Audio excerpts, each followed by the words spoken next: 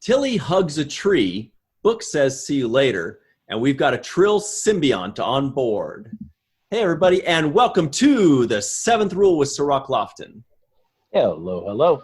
Today we have a very special guest, Miss Eve England, our associate producer from Wales, Nebraska.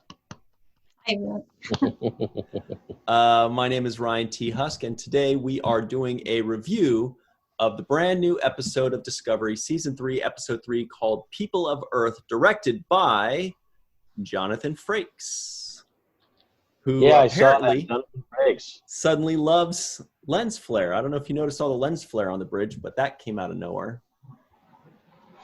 I didn't pay attention. I didn't notice the lens flares. Yeah, his middle name is James. He's JJ Frakes. Okay. That's all I got. Sorry. I won't doubt you on that. Yeah. I see Eve has her shirt on. She's ready to go. She's got the appropriate shirt to match the occasion. I have, yeah. All set.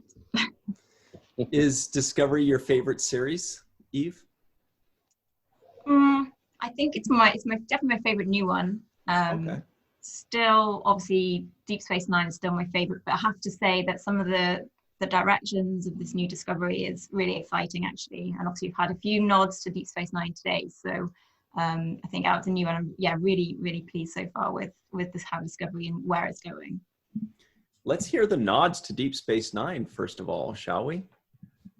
Yeah, so there were nods to Deep Space I know. Nine? I'm like, I'm kind of embarrassed to say I didn't catch them. Oh, well, no, I mean, I suppose it was the Trills and the okay. Yeah, so the more big ones. Yeah, nothing sort of more sort of Easter eggy than that, really.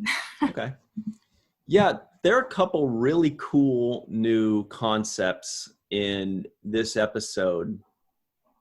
Number one is the big overall thing of the burn. I remember thinking they're going to go into the future, and how is their ship going to be worth anything if they're 900 years outdated? They're going to get blown up. But the burn kind of equalizes everything to where, okay, maybe the ship doesn't have the weapons that everybody else has, but people have stopped really improving weapons nearly as fast as they would if they would before the burn, because the burn kind of stopped and halted everything. And now Earth is kind of like a lone wolf and kind of isolationist, which is a really cool,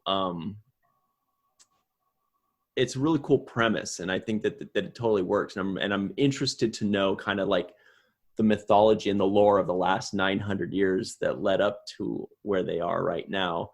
And I also think it's really cool that we have a Trill on board.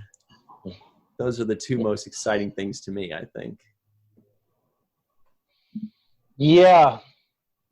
Some of the things that I'm confused about is when something that you mentioned just now, which is the technology. I'm a little bit confused about the technologies and the two technologies. For example, Discovery is fired upon by these other ships in this, and that takes away their shields like in one hit, right? They have no more shields. Right, which honestly it should, because if, like I've said before, if one of our current Navy ships goes up in a battle against a 900-year-old Navy ship, it's going to blow it out of the water in an instant. And technology's rate of improvement increases exponentially. So 900 years from now, there will be a bigger improvement than there has been over the last 900 years, for example.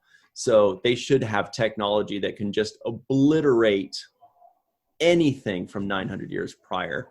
But we'll take blown shields. We'll accept that. Yeah, and then not just blown shields, but like I also think about, for example, when they started to beam aboard the ship, and also if other ships would be able to scan their dilithium a lot easier, because they're like, oh, we're gonna hide the dilithium inside of Book's ship and then put it in the bay, in the docking bay. And yeah, I'm thinking, that confused me too. I'm like, well, isn't the technology available to scan the whole thing and find out where the dilithium is being hit. That's my own little. Eve, what do you think if in the year 2379, for example, they could scan easily dilithium on a ship? Could they presumably also scan dilithium on a ship in the year 3188? Well, the reason I thought that they managed to get away with it is because didn't Book's ship have, when he had the shield on, didn't that sort of mask all of the insides of it? So I assumed it was because he had some sort of technology on his ship that blocked it out and meant that they couldn't scan it properly. But right. I don't know that's why. Grudge was remodulating the shield calibrations. Yeah, exactly. Grudge is the cat, Cirroc. Oh, that's okay. That Grudge. Let me write that down. Grudge the cat. Who he reminds us is a queen. You were saying, Eve? I was just going to say, I just really hope that Grudge, there's more to him than just being, or she, to being a cat, and that the reference to the queen is something else. I just really hope there's sort of a Captain Marvel sort of thing going on there. Oh, Captain Marvel, like where she turned into some crazy alien that eats people. Yeah, I would just love that.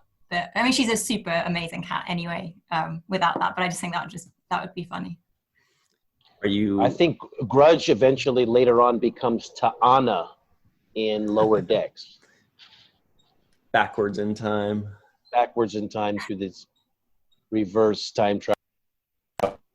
Who then becomes Emrys, who's in the animated series. That's a Cation. Yes, exactly. Well, let's talk about just this whole episode kind of bit by bit here. We do meet somebody named Wen. He might be a one-off guy. We also meet Captain Ndoye. I don't think she's going to be a one-off person. I think, they might at the very least say their goodbyes tomorrow and be like, I'm sorry that I yelled at you. I'm sorry too. And you're welcome back anytime or something like that, But we did have a couple interesting characters. I thought it was very mean of Giorgio to attack Wen and rip off his helmet, because my first thought was, what if he needs that helmet to breathe? We don't know. Like if you did that to a Breen, supposedly they would suffocate and die. If you did that to a human out on any planet that doesn't happen to be M-class, then they would die. So what if she did that and then he's like, you just killed me. You're mean. Yeah, I have to say that was probably for me the weakest part of this episode was that little bit there, because it felt to me that they were doing it just sort of to move to make that point that of how Earth were behaving and to get Starfleet to come in and sort of save the day, to get them talking rather than fighting. But yeah, no, I was thinking the same thing. I was like, yeah, she didn't know anything about. She didn't she obviously didn't know he was going to be human. But then I suppose she's very reckless and doesn't really care. So that's kind of her thing. Yeah, kind of her character. So that is kind of her thing. But I like the line she gave, which is diplomacy is so slow. I like that line because there is a little bit of a slowness in diplomacy and waiting for things to get worked out, properly handled. But she really cuts to the chase. But it's weird though, because Giorgio, I don't know about how you guys feel. I just feel she's lost a little bit of her power or her persona because she no longer is part of the Section 31 crew, and she seems a little bit out of place to me. I kind of get the sense that she is. I think in this, I think you're right. She certainly didn't have the sort of same gravitas that she's had previously. I got the sense though that the way she was sort of goading at Michael and sort of really trying to emphasize the fact that she's no longer real, full on Starfleet that she was before. And now I just felt that she was almost had this sort of, devil on the shoulder kind of character. And I wonder whether they might start using that and having that conflict between Michael, Giorgio and Saru as well, as the new captain, whether she might try to get a bit of I don't know, tension and friction going on between those three. That's a kind of where I felt they might have been going with that, because she just seemed to be just little snidey comments all the way through, which was quite interesting. Snide, that's a good word for it. I too feel like Georgiou is out of place on this series, not just in the ship. I feel like she doesn't belong on the ship or the series. And they keep looking for ways to involve her in it. But I think there's obviously going to be a reason that reveals itself later. Like she, her storyline is going to work with the show at some point in this season. And right now they're just kind of putting her in because, for whatever the end result is. Usually when there's a character, we don't really know why they're there or exactly what's going on. We kind of find out later. It all kind of comes together, whether it's in one of the short treks and then we find out that character's included later, or whether it's a character like Georgiou where you're like, what's her deal? Why is she here? So I have confidence that it will make sense later, but for now, yeah, she does kind of seem like, why don't they just say, here's a couch, here's some quarters, relax, take a load off, stay away from this senior staff. We got stuff to do. Because she undermines like the whole chain of command. Yeah. She's like, she's basically she's the self-appointed admiral in this episode, right? Yeah. So I think where the admiral's uniform. You like that one, Eve? Yeah, I thought that was funny. Yeah, the arrogance is brilliant. I love the arrogance. It's brilliant. Yeah. Yeah, that was pretty nice, but it undermines Saru's leadership abilities, right? So it's like, and then she's so rogue. She's like, she does whatever she wants. She's, nobody can tell her what to do or where to go or what to be or how to behave. So it's a little bit like she's the, oh God, I'm drawing a blank. What's the main character from Lower Decks? Oh yeah, Beckett Mariner. Mariner. She's almost the Mariner of Discovery. Yeah, but Mariner actually went to Starfleet Academy and holds a rank of ensign, whereas Georgiou was just escaped from the mirror universe, and I don't even know why she would have any kind of rank at all. She just got like carte blanche to do whatever she wants. They're like, you want to tell people what to do? Go for it. You want to go on missions? Go for it. You want to take a nap?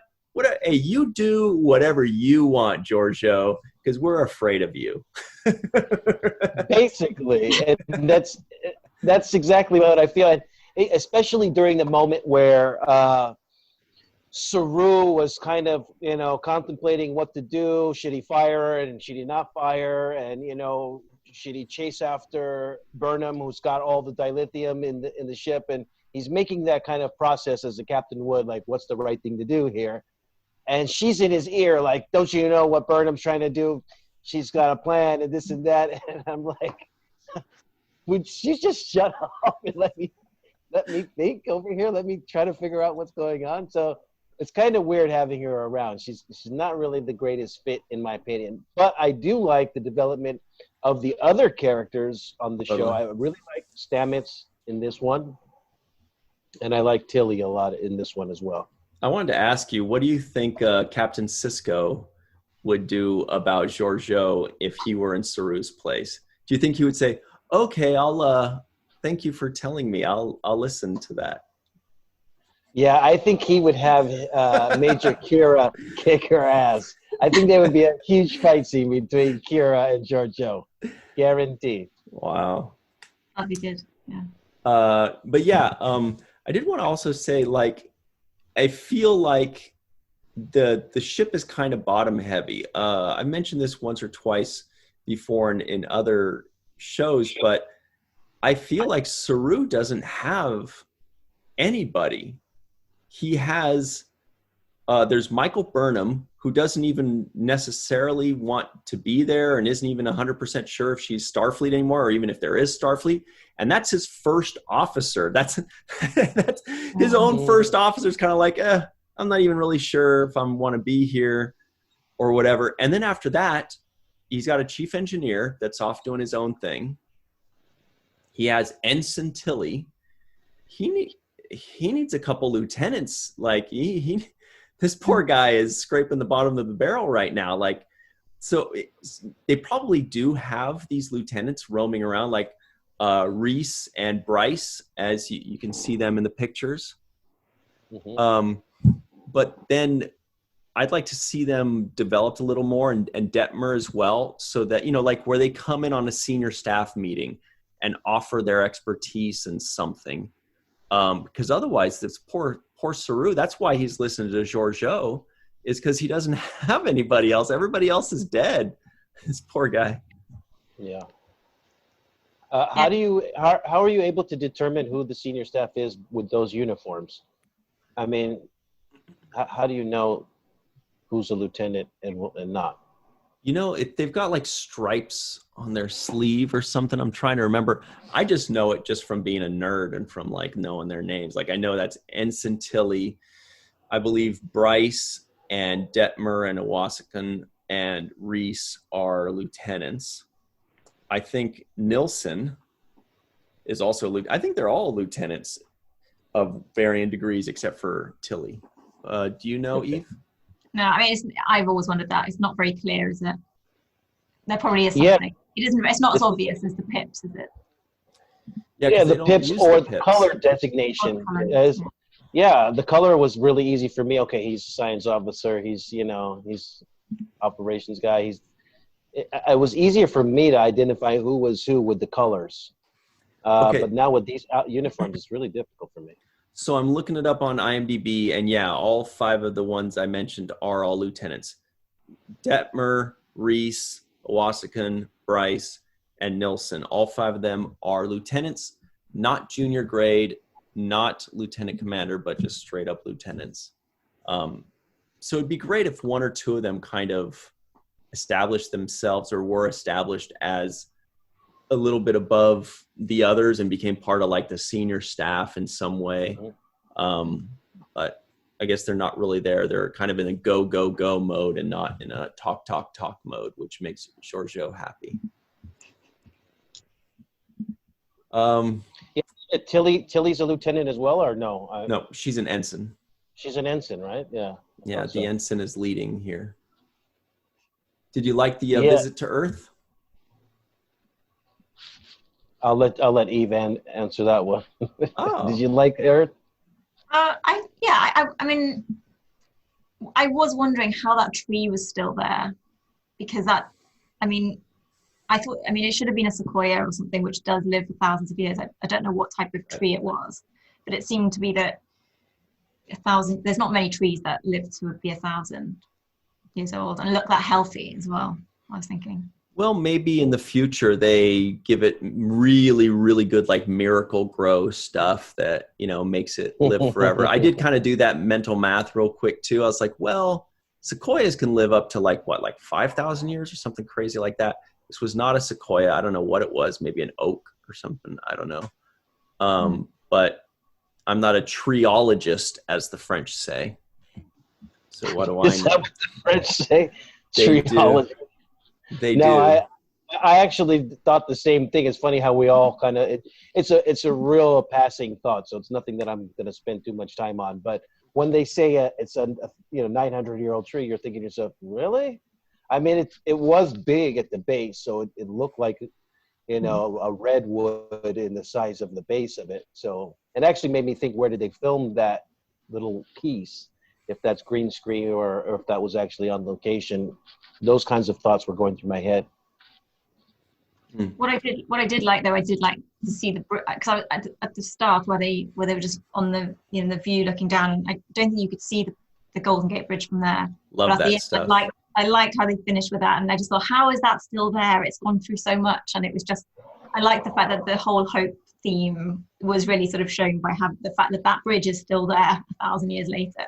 Yeah. I quite like that. Was quite nice. I like that. I like that throughout every single Armageddon type movie, the Golden Gate Bridge gets destroyed, but it gets rebuilt every time. we hang in there in San Francisco. No, I really like that kind of stuff. I know that's complete, just like fan service stuff, but like I love that stuff. I love it when they zoom out. We're like, come on, show us a futuristic city. Show us Starfleet Academy or Starfleet headquarters. I believe headquarters is in Paris, and Starfleet Academy is in San Francisco. But yeah, it's so cool to see the Golden Gate Bridge and to see exactly where in San Francisco they are in that little peninsula. I love that stuff. I thought that was great too. Now, I also have another question for you guys. You maybe can help me answer this one. This spore drive, what does it do and how does it work? Well, book can tell you that it spins. Okay. Right? I saw that part. Yeah, I did see that. That was his line. He's like, you didn't tell me it spins or something like that. Eve, would you like to take this one? It uses mushrooms. Okay. All right. It's just magic. I think it's just magic. It's a mycelial network, obviously, you guys. The mycelial network is connected throughout the universe. And this is the only ship that is able to use it because they found a giant tardigrade floating around, I think it was. And they called it Fluffy or Susie or something like that. No, Ripper. No, it wasn't a sweet name. It was Ripper. And somehow Ripper showed them how to use the spore drive through the mycelial network. And they were only able to control it when Paul Stamets, the chief engineer, hooked it up into his forearms. And voila, it's pretty obvious once you think about it. Oh, I mean, is that all?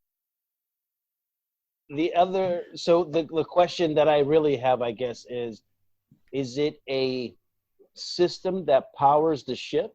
Is the ship powered by it? Is it like a warp core? No, yeah, it's like a warp core in that it propels or transports or kind of teleports the ship, really, I think is the best way to describe it. It kind of teleports the ship. And so then the ship kind of goes, but yeah, so I don't think it powers the ship's systems, but it does teleport it. It does handle its movement, but it also has its own regular propulsion drives as well.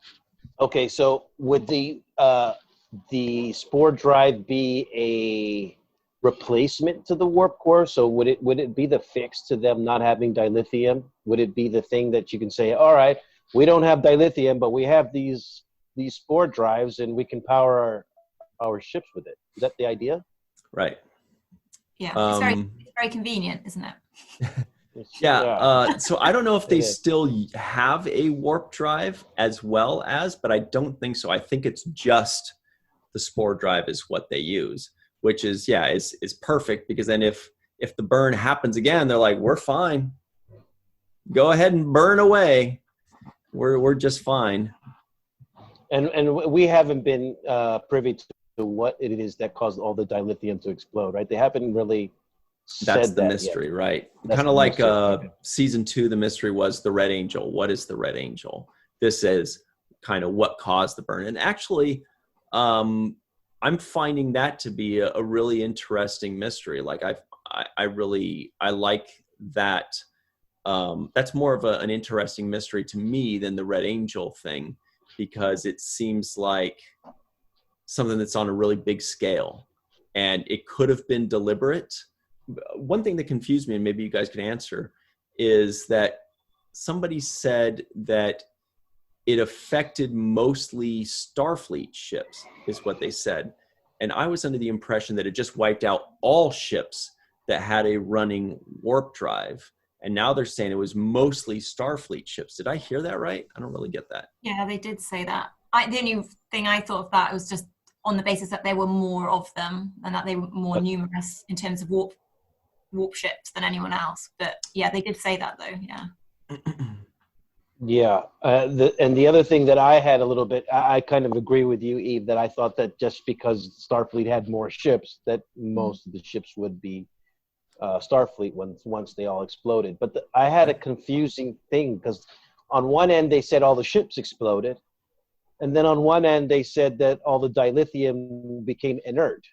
Or so I was like, well, is it exploding or is it inert? is it not useful anymore?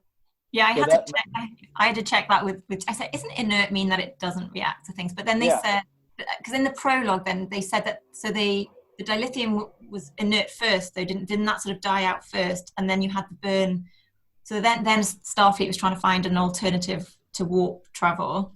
They couldn't find, and then they had the burn after. So I don't know whether that was something different or whether that was nothing to do with dilithium or not. I don't think that was very clear. I had sort of, we were discussing that earlier, and I couldn't quite work out what they meant. Yeah, I actually went back to re-listen. I was like, did they say that the dilithium became inert and then blew up? I was like, wait, but again, this is another one of those things that maybe as episodes progress, we'll understand what that means.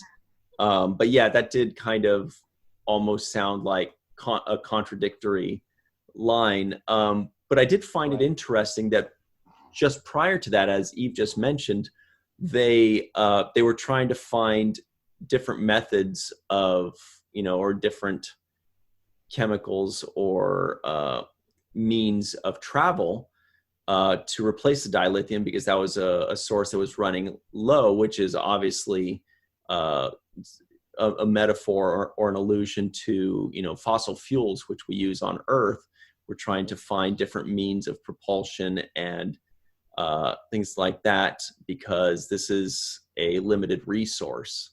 So that was interesting. And so you might assume that once this season's over, it will be kind of like a warning to us right now of like, well, if you guys better get your Priuses, otherwise all fossil fuels are going to explode. So you better watch out. Didn't you think with that though, I was thinking, maybe the Bajorans have taken over because they can use the solar sails that Sisko, that'll be perfect. That's true. The other thing that I thought was really convenient was the guy Wen, the alien Wen. It wasn't an alien actually; it was a human. Right, a tall human. A tall human with the marshmallow headdress. He looked like Mantis, Aquaman's evil nemesis. I was thinking of what's the name? Oh, Daft Punk. He was a future member of Daft Punk. But I was thinking how convenient it is that, because during their little exchange, he was saying something like, well, we have this and you guys have that. And it was like, oh, well, then you have the thing that he needs and they have the thing that you need. And why don't you guys work it out? And it just was a little bit too convenient. And the problem that I have with it is, in the future, you wouldn't necessarily just be separated just because you're geographically separated, the same way that we are all geographically separated at this moment, but still able to communicate. And I feel like using a geographic separation is not enough of an excuse for why information doesn't get shared or technology is not advancing. Well, they did kind of address that. They did mention how the communications weren't working anymore or something like that. I don't remember the exact explanation, but they did mention that. And about like kind of fixing it quickly, I think it did feel like a very rushed fix. Like in one scene, they go from enemies to, well, join us next time as we save the day again. But right. For me, I kind of figured that was a very standard Star Trek story. Throughout, especially Next Generation, even the original series a little bit, and Voyager, they like to do that, where it's like they arrive, there's this warring faction, they get caught up in it, then the Enterprise or Captain Picard or Janeway, they come to a solution for both sides, and then, and then executive producer Gene Roddenberry. But it usually works really well because it's developed over 43 minutes. This one, there's so much other stuff. There's a bunch of stuff at the beginning. There's a bunch of stuff at the end. So it was a very condensed story. They had to tell it in, 15 minutes. So I think therein lies the problem of the nuance that is missing in, in this one. I think it would have been nice to have another couple scenes to understand it better so that the payoff worked a little bit better. But I think that's why. It's just because in this serialized form of storytelling, then this little isolated storyline has much less airtime. Yeah, and I just got the sense, I think what I said, right, I think it to me, that scene just felt like it was trying to get us to a different place. So I think it was trying to show that, you know, Earth had been this isolationist planet for a long time, and that they needed to have that to show, almost to show them that what they were doing was, you know, was not going to work, and they needed to sort of reach out and be more accommodating. And this, yeah, like I said, it was very classic Trek, wasn't it? Trying to, you know, the Starfleet basically winning the day. So it felt like it was more of an exposition to get us to that point where they might now start working with Earth again. But it did seem, I got the sense it felt quite rushed at the time. Yeah, I agree. It did feel a little bit rushed. It also felt, it felt like it was a little bit absurd that Earth and the people of Earth wouldn't know that this other human wearing a robot helmet, but it's still another human who's got so much in common with you, that you wouldn't know that, you know, that somehow, like I said, you know, these computers are scanning life forms, they're scanning all types of biomatter, they're scanning what's in your cargo, but yet they can't determine that this person is just a human being with a helmet on. You know, that seems like point. They should be able to tell that's a human, because that's what they always do. They say, I'm scanning 2 life forms, 2 humans or whatever. Right. That's a good point. I will say that I thought it was a nice touch that he was super tall, not just so that it's a surprise that it's a human, but also because if he's living on, what is it, Titan? Titan, yeah. So that's a lower gravity than us. And then you have a similar idea to what they've explored on The Expanse, which is the people that are living on the lower gravity places, they're taller because they have less gravity pushing them down. So they're taller, they're lankier, their bones fuse less. So that was cool. I don't know if that was done, you know, deliberately, but I thought that was interesting. I was like, oh, that's cool. He's on a moon. Maybe everybody on the moon is 6.5 feet tall. That's 2 meters, Eve.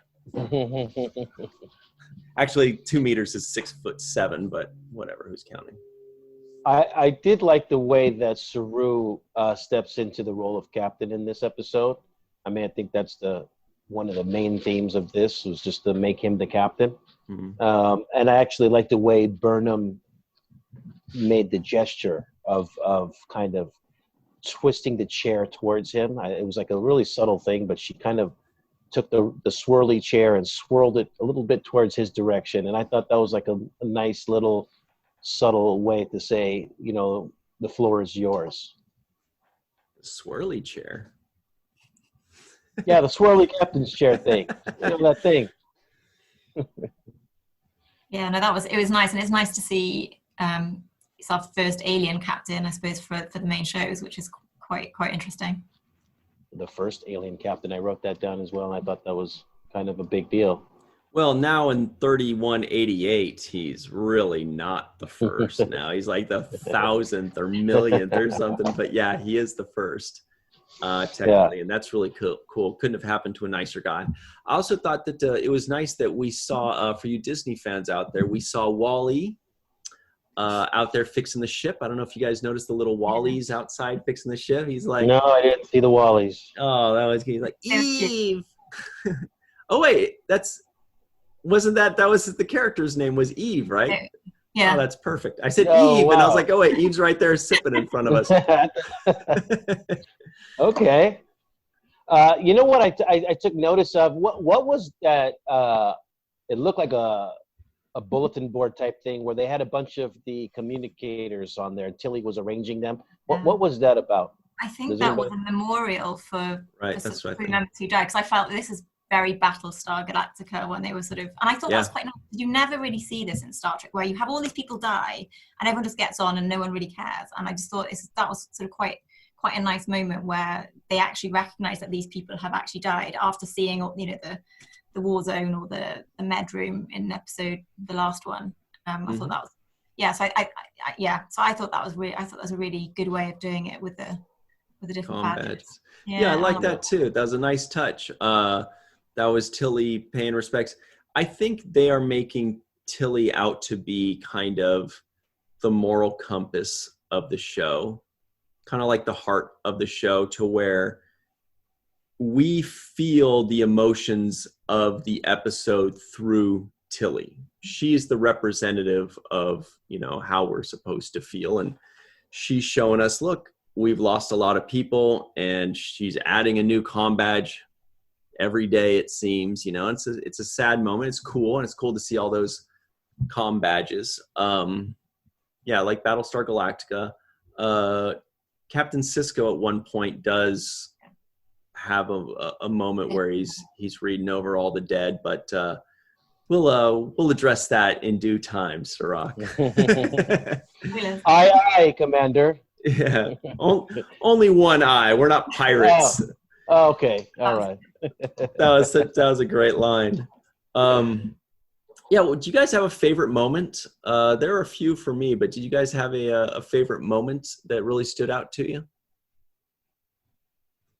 I liked it was a moment between Booker and Burnham, and he says something. She says, "We can really use your help," and she shushes him. She's like, "Shush," and I just like, I like the shush moment. I just thought it was like, because you can clearly see that there's something there. I don't know what's there, but there's something there. I feel like he had his shirt off again, you know. So if he takes his shirt off one more time, then they have to do something.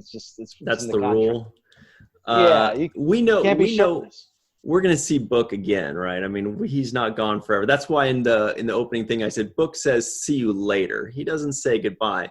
I also really liked it when he said bullocks, because I'm like, bullocks. Because, like, we all know that slang does not survive 1,000 years. But if one does, we hope it's bollocks, right? Yeah. Eve, did you have a favorite moment? Yeah, you know, I did like I like the fact that Booker was swearing, and that it just adds that sort of grishness. But I think my favorite bit was... is that a swear? Well, bollocks. Yeah. Well, it's not like a proper swear word, but it's... Yeah. It's like, darn it. Saying it, yeah. But I just loved the quote where they talked about cake, and that cake is eternal, because that is just like... The hummingbird cake? Was it hummingbird? Yeah. Yeah, but their bones get stuck in your teeth. I don't know. Is hummingbird cake a real thing, or is that something new? Yeah. What is it? It's sort of like because in my Hummingbird Bakery cookbook there is a hummingbird cake. Which you have a hummingbird cake cookbook. They're so cute. What are you doing to these poor guys? They're so cute. It's carrot cake. It's like a carrot sort of with cream cheese frosting on the top. It's nice. Yeah. Oh. And that's called hummingbird stuff, is cream cheese and carrot cake stuff? Yeah. It's in there. I have to. I'm sure it is. I'm sure it's in my cookbook, and I'm sure they call this particular cake a hummingbird cake. I think I could be totally wrong. I have to check now afterwards. By the way, Cirroc, Eve knows her bakeries, her baked goods.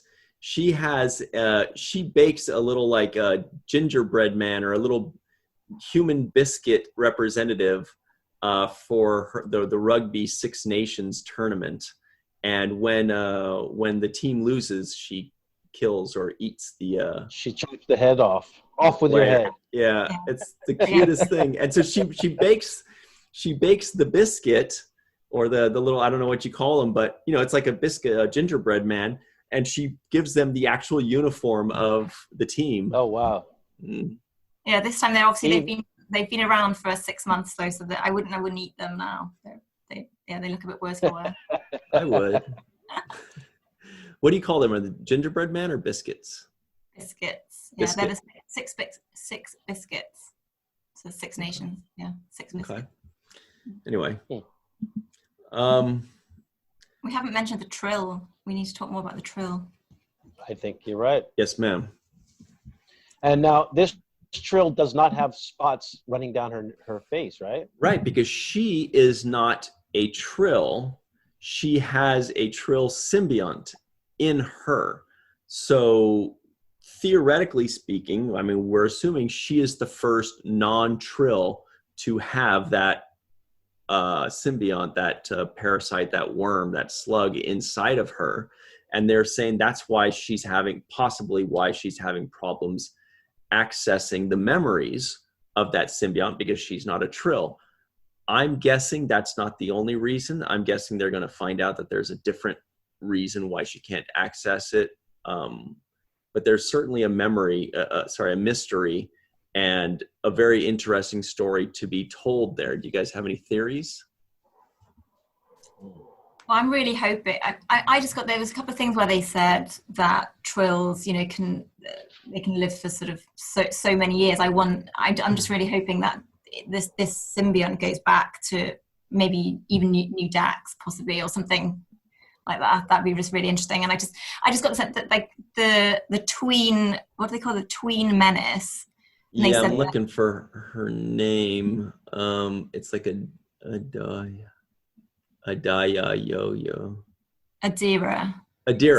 Yeah, and I just think because they said, well, you must have to have knowledge of the old systems and how quickly they did that. So you just think, well, they must be pretty old. So now her name is Adira Tall, because she has the Tall symbiont in her, just like Dax was the name of the symbiont and Jadzia was the name of the Trill. What do you think of that, Cirroc?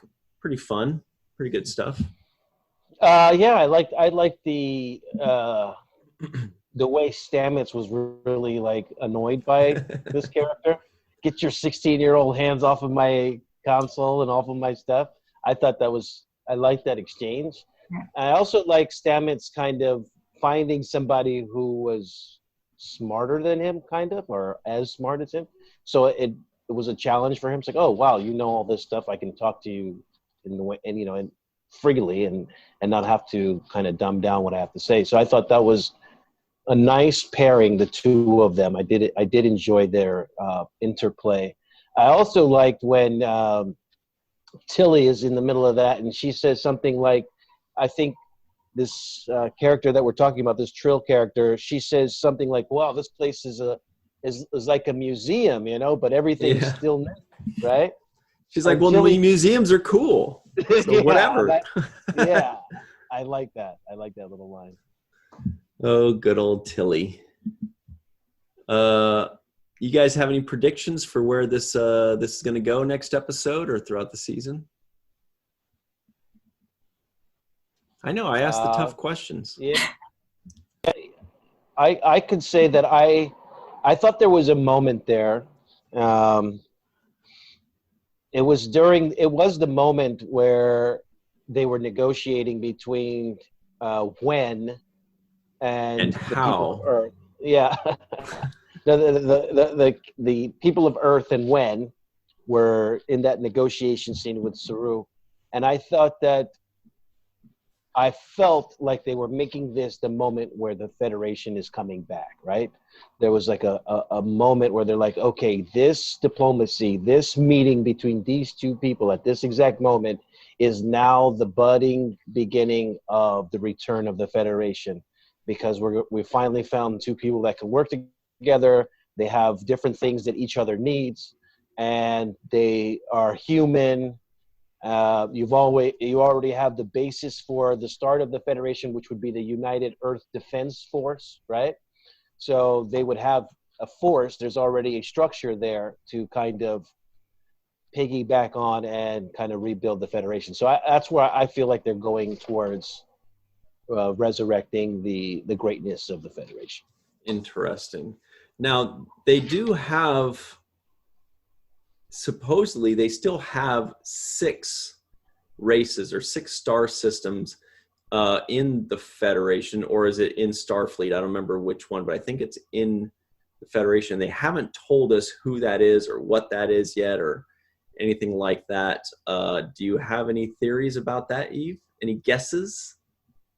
Well, obviously, well, I was thinking, because someone was saying, I can't remember where I must have read this, but they were saying that on the previous flag there are 3 main stars, big stars, which are I wasn't quite sure what the answer is, but I'm assuming that the Vulcans and Earth were, and the humans were 2 of them.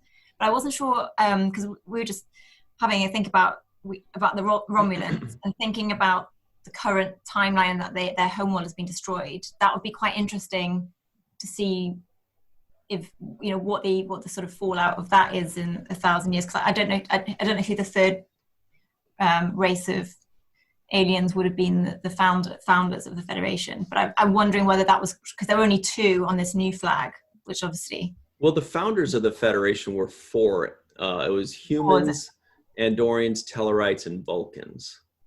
Okay. So maybe it's possible that those 3 are those 4 guys minus the humans. Yeah. It's possible it might be Andorians, Tellarites, and Vulcans. Maybe. I really do hope to find out, because that stuff I find to be fascinating. I love the lore of Star Trek. I love the world that they've created. And I hope that they give us the answers to all those questions, because that's really the fun stuff for me. Yeah, Eve, I think you brought up a really good point that I wanted to mention, and I didn't even write it down, but when you said it, it just sparked that memory. There is a difference between the United Federation of Planets logo that we've traditionally seen and this new improved version that they, you know, wrap the flag with.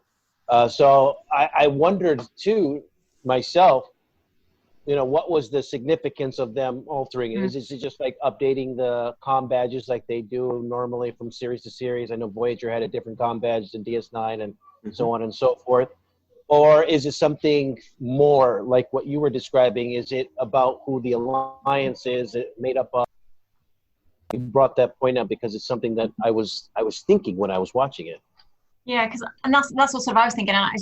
The fact that they don't have warp capability now just opens so many sort of mysteries, I think. So you've got, I mean, the Trill one is interesting because I guess if they can't get across the galaxies, then I suppose the pool of people or Trills or whoever hosts available is going to be limited. I don't know whether that's why, you know, Adira as a human is a host. I mean, then you've got, you know, if you know, Starfleet were all stuck all over different quadrants or different areas, different sections of the, you know, because they've obviously traveled from the beta quadrant to the alpha quadrant with the spore drive, but presumably now they just can't get to any of these other places. So I would just like to hear more about what happened, and you can just imagine the chaos with everybody just being stranded where they were at that time. It's such the burn is such an interesting concept, and I just really hope that they really make the most out of that idea and explore it properly, because I just think it's really interesting. Totally. That's when they first mentioned it, you know, a couple months ago before the season started. What's the burn? And I remember thinking like, I don't care. I just want to know what's going on in the future here. And then when I found out what it was, I'm like, oh, that's even cooler. You know, that's the interesting part. That's the good stuff. So we're just about out of time here. Any final thoughts on it, guys? What do you think? Yeah, it was really good. It sort of set it up, hasn't it? I think it was really busy. It was really hectic. But, you know, we've got a new quadrant, we've got a new captain, we've got a new crew member. And I think, for me, I just really hope it's all about discovering what happened to Starfleet and the Federation and trying to bring everything back. So I think it was really good. I think it's a really important episode for setting the scene and setting all of that, bringing everything that we've just seen together. And now we can kick off and go and discover more cool stuff. Yeah, I think that it was really cool to see Burnham with her braids, kind of a throwback to the old school black girl with braids look, and I just like that. It's just a representation of a cultural thing that's been with us for I don't know how many centuries. But it grew pretty fast in a year too. It did grow fast, but I was a little bit not that thrilled that she has lost her enthusiasm for Starfleet, and that she's kind of grown apart from it. And that was kind of one of the aspects of the episode that I wasn't so thrilled about. I thought she would be like exciting and waiting, like, God, I've been waiting for you guys for a year. I've been sitting here arguing with this knucklehead about dilithium, and finally you guys are here, and I've got a whole plan of this is what we have to do. We have to go here first. We have to do this. We have to do that. She mentioned sending a signal out to I forgot the name of it, Terra Elysium. Uh-huh. Yeah.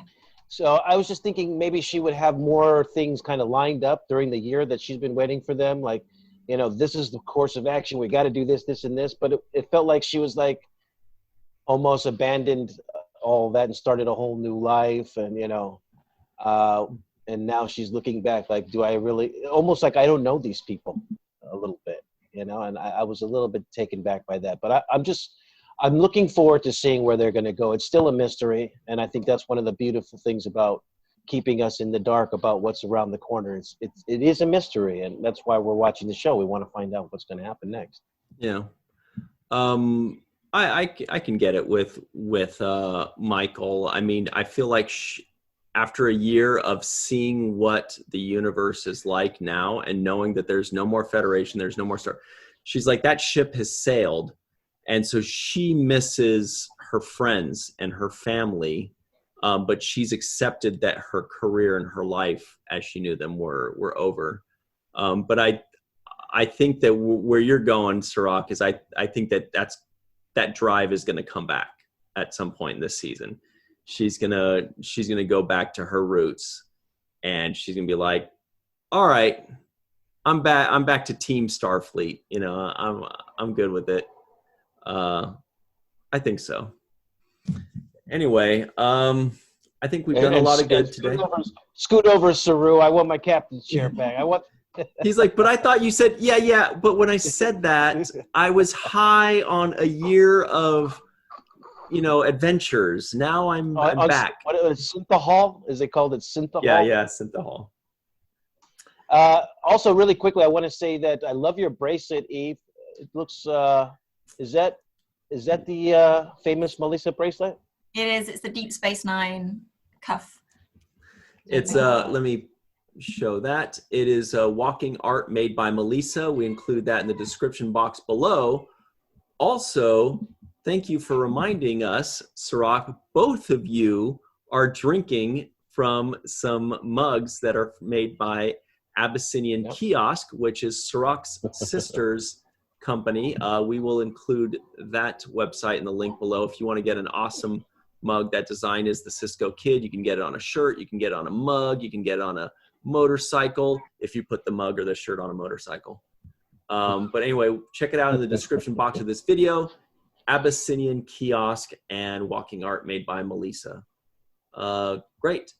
We got to run. Very special thanks to Admiral Eve England out in Wales, Nebraska. And we also want to give a very special thanks as well to Carmen Shamwell, PJ Thomas, TJ Jackson-Bey out in Missouri, Bill Victor Arucan, Yvette Blackmon, Dennis Koch, Homer Frizzell, Dr. Marie Segal, Dr. Mohamed Noor, Dr. Susan V. Gruner, Tim Baum, Rex A. Wood, and Titus Mohler. Thank you all very much. Titus. And always remember the 7th rule.